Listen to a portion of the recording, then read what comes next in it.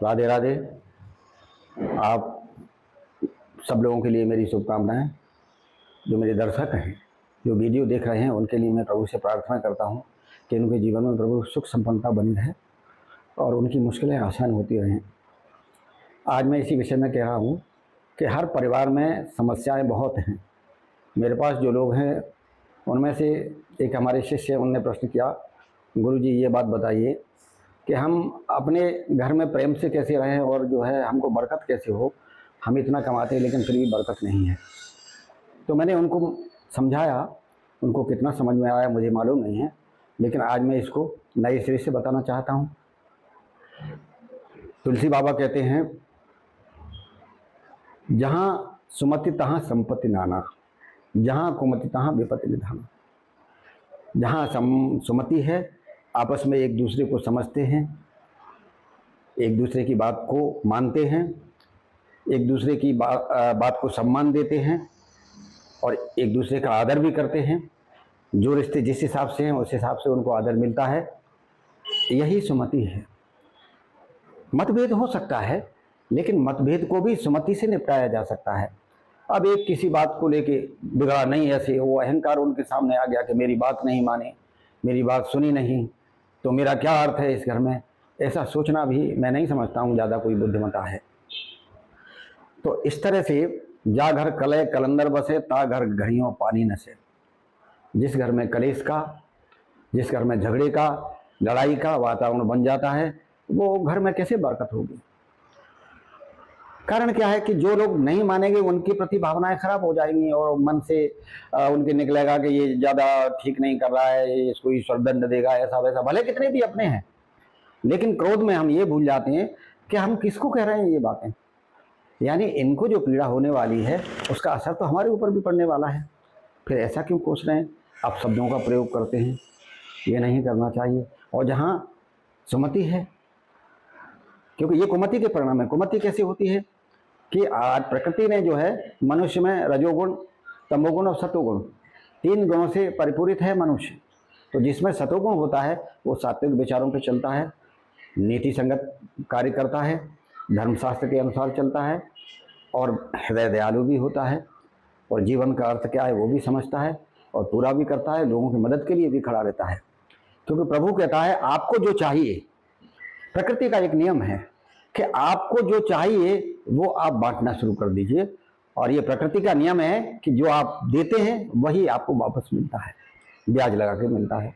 चाहे आप सदकर्म करें, चाहे लोगों को खुशियां दें, चाहे लोगों को धन दें, चाहे लोगों के कष्टों में साधक हों, चाहे मुश्किलों में जो है आप सहायक बने, चाहे लड़कियों की शादी में आप मदद करें, या जहां लोग दुखी हैं उनको दवाएं भी दें, तो ये सात्विक प्रवृत्ति वाले लोगों के ही कार्य है।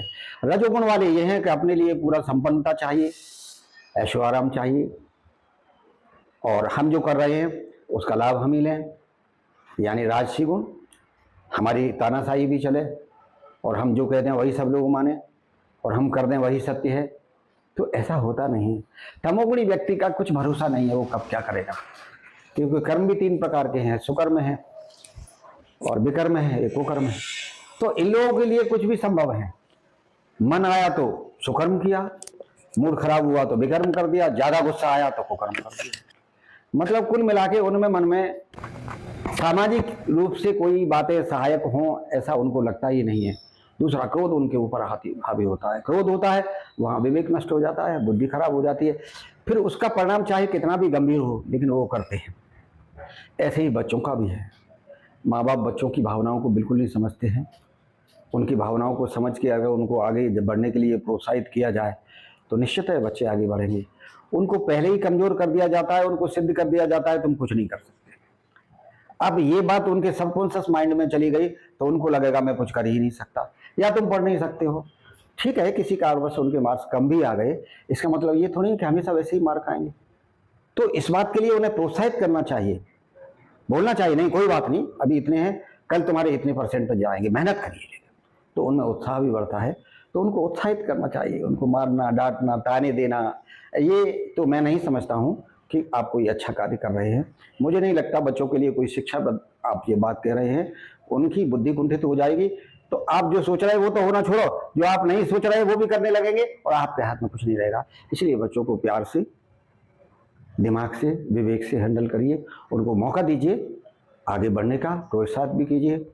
तो ये हमारी इंडियन कल्चर भी है।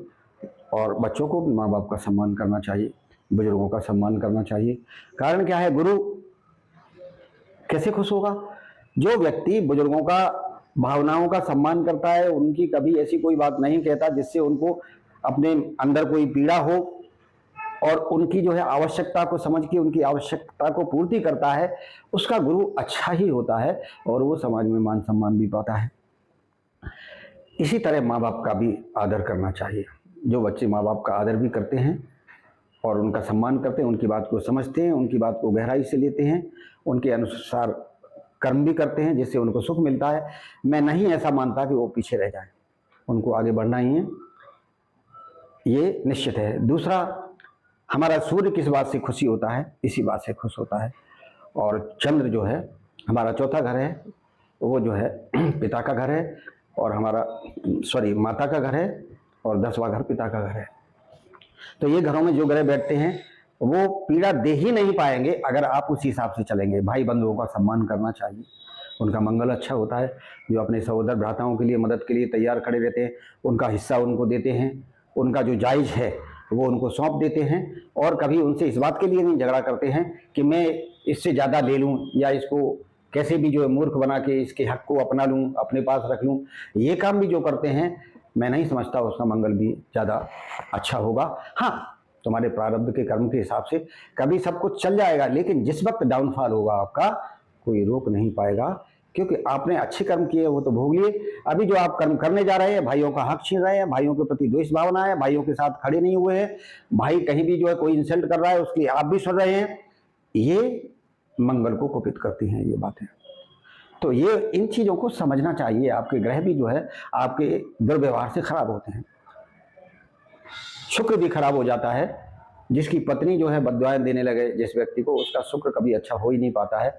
और पति को भी चाहिए कि बद्दुआएं देने का कारण क्या है, उसको दूर कर दिया जाए। अगर वो दूर नहीं कर पाता है तो ये उसकी कमी है, लेकिन उसका उसको मिलना है। लेकिन दोनों आपसी में सहमति से नहीं रहेंगे, पत्नी का अपमान होता रहेगा, पति का अपमान होता रहेगा, तो इससे भी घर में दरिद्रता आती है। सम्मति यहाँ भी नहीं है। यहाँ भी विद्वेष ईर्ष्या से एक दूसरे को भरे हुए हैं कि किसको कहाँ चोट पहुँचाएं, लोग हमको अच्छा कहें, इसलिए हम आदमी को या महिला को, पुरुष को या महिला को डाउन कर दें, पत्नी को डाउन करें या पति को डाउन कर दें। ये भी सोचना गलत है।